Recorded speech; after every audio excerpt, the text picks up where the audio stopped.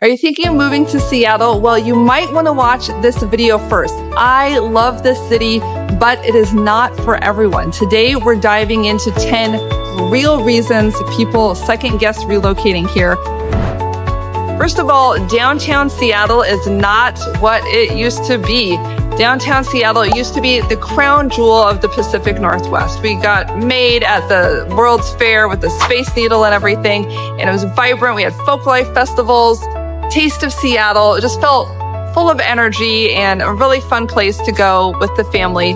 But post-pandemic, after COVID, you'll see that there were changes. There were empty condos, high-rise developments that were bankrupting the developers. They were getting built, and then nobody wanted to live downtown during COVID. Everybody went to the suburbs and exoburbs. Urban revitalization takes time, and while new development is happening, it may be years before downtown Seattle is able to return to its pre-2020 vitality level. Number two, I'm going to raise the issue of homelessness and drug issues, which is part of the problem of the downtown. So Seattle has one of the largest unsheltered homeless populations in the United States. There were people camping under the freeway and under bridges like it was some third world country. And you'll see homeless people, free lunch lines lined up for blocks in the U District by the University of Washington.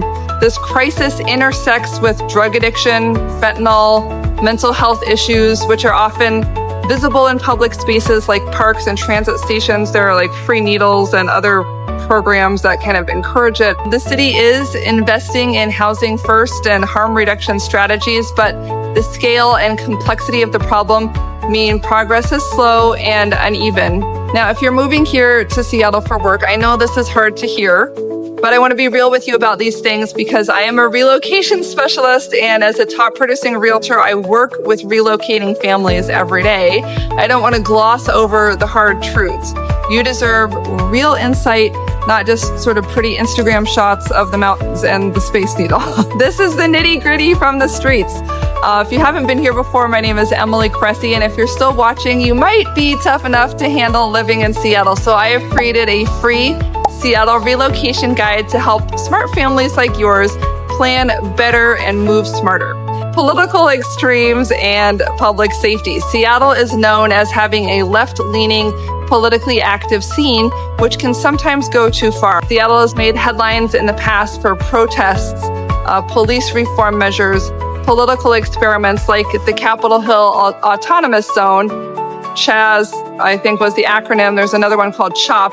My husband's friend from work could actually see smoke from his Capitol Hill condo when Starbucks and the police station building were burning and being attacked. So while these moments are rare, they reflect deeper tensions around governance and public safety. And for those seeking a quieter, less politically charged environment, Seattle's intensity might feel overwhelming, and the suburbs may be a better choice. Seattle has a love-hate relationship with big businesses. Companies like Amazon have been specifically targeted and faced proposed taxes for simply hiring workers, a headcount tax.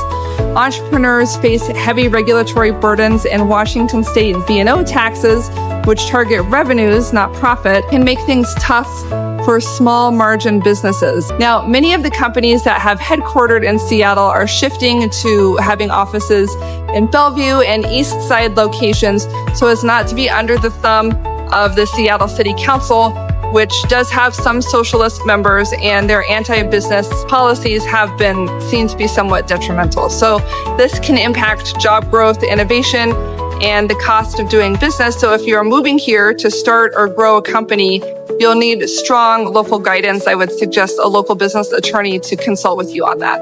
Now, between our bridges, the bottlenecks, and the never-ending construction, commuting in Seattle is an exercise in patience and good playlist curation. Last week on a Saturday, I drove from North Seattle to Kent in 40 minutes, which was great, but it took me an hour and a half to get back on Saturday at noon because the city had decided to shut down the freeway for construction work to be done. And this is somewhat unusual, but long commute times are not.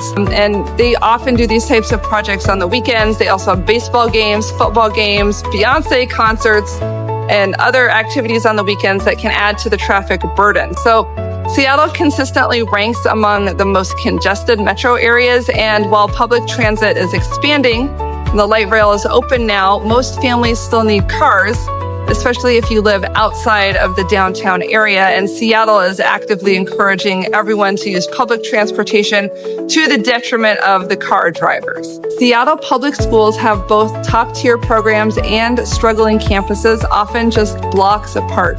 GreatSchools.org has ratings and neighborhood reputations that can kind of give you an idea of what type of schools are available locally. We had a friend whose daughter went to public schools in the suburbs.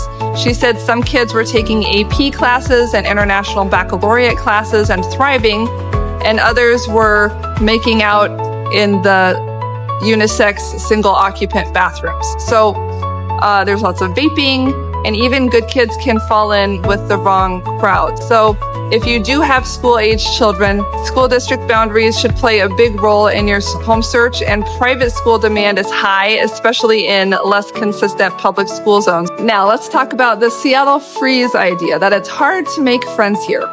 People are nice, but slow to warm up. It's just not really personal. It's not about you. It's just sort of the culture of the area. So if you are new and you're looking to make friends, you're going to have to take the lead. You're going to need to be proactive and take charge. Many newcomers find it hard to break into long-standing social circles here.